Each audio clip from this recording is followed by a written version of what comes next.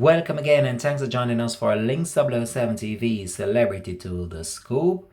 Chris Eubank's son Sebastian dies from a massive heart attack while at sea in Dubai, according to his widow. When we return and have the exclusive details of this to come on the program, this is Links 007 TV Celebrity Scoop, and we'll be right back after this short break. Welcome to Celebrity Scoop on Links 007 TV, bringing you the latest news, views, and trends on celebrities.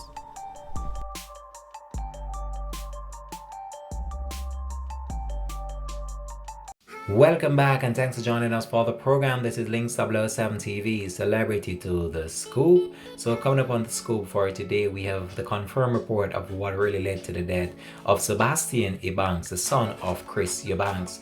So Chris Eubank's son Sebastian dies following a massive heart attack while he was in the sea in Dubai, which was linked to a pre-existing condition which his family was unaware of, according to his widow.